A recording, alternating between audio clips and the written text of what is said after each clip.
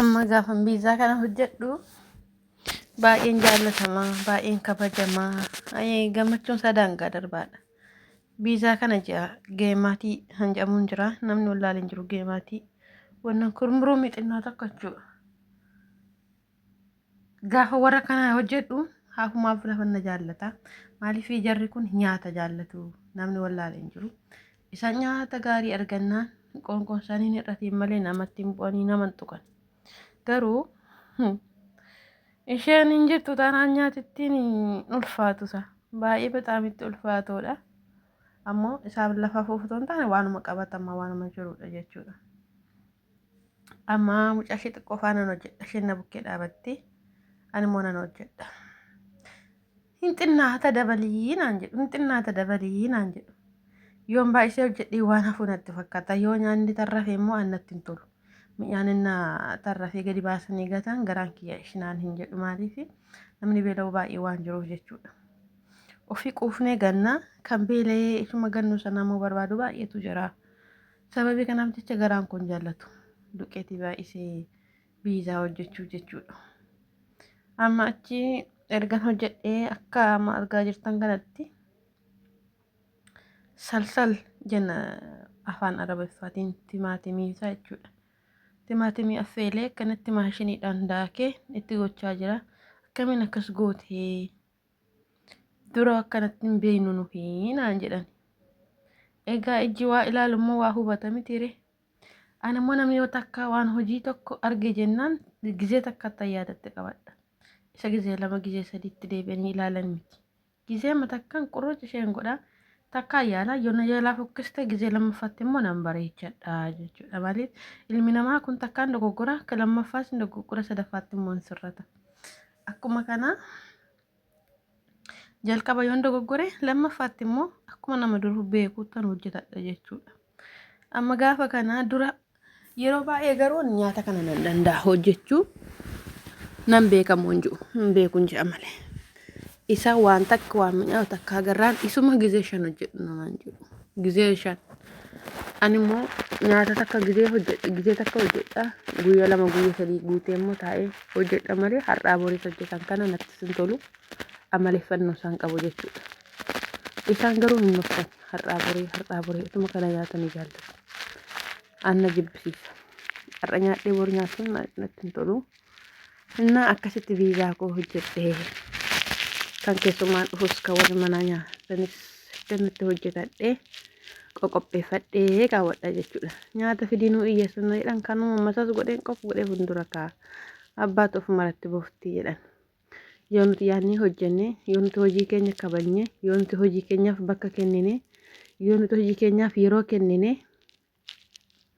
waan baanee fi yoo beekne sirna siraataan isa baanee fi galma yoo geessisne dhugaa rabbitti aramni kun hamtuu miti.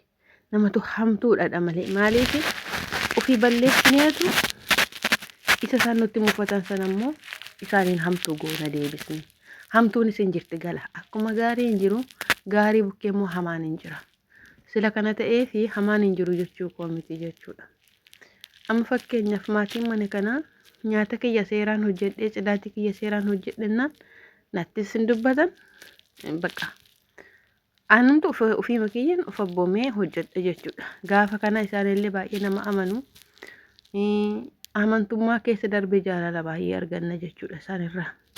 Kanaatiif iyyuu warroonni nyaata hojjetan moobaalii qoraqqoruutti fiidan qusadha. Keessumaa isaan moobaalii hin jaallatanii namni wallaaleeru hin jiru. Moobaalii gizee tokko nama harkatti arganii torbee tokko isumaan nama arrabsu. Isuma bilbilanii walitti himu. Ijaa kana ta'eef waan baaneef beeknee kaayyoo baanii fi wal adda baafannee waan beeknuudhaaf hojii keenya irratti ciccinee yeroo hojii keenya siiriisii taanee hojjennee yeroo hojii hin qabne immoo yeroo firii keenya yoo moobaalii keenya qoraqqorre namni maa tuttuqxee nuun jirtu akka illee jiru. Kanaatiifuu yeroo warqiidha. Yeroo keenya itti fayyadamna. Yoo yeroo keenya itti fayyadamne immoo hojii bareedaa hojjennee waaqa birattis kabajaaf jaalala qabna, nama birattis kabajaaf jaalala qabna. Ofii balleessinee orma koomachuurra ofii toshinee kaanee yoo isaan nuti darban isaan koomachuu wayyaa jechuudha. Kun egaa akka koottidha. akkuma yaanni namaa garagara ta'e malkiin namaas garagara ta'e amalli ilma namaa kun waa meeqadha. Sila kana ta'eef yeroo hojjennu keessatti ofis gammachiisuu waaqaanis gammachiisuu warra irraa hojjennee dafqa keenyaan immoo birrii argannu sana hojjennee gammachiisuudha. Inni guddaan gatii keenya kan lafarraa beekuu osoo hin taane gatii keenya kan waaqarraa beekuu. Gatii keenya lafarraas beeknee bu'aan gatii keenya isa lafarraa maal akka ta'e adda baasnee beekuu kana nu barbaachisa jechuudha. Kanaatiifuu bakka sii ta'atii nyaata shaakala warri namoonni baay'ee fakkeenyaaf cidhaatti hojjetu. Dhugaa dubbachuuf namoonni nyaata garatti hojjetan hin beekne hedduutu jiru.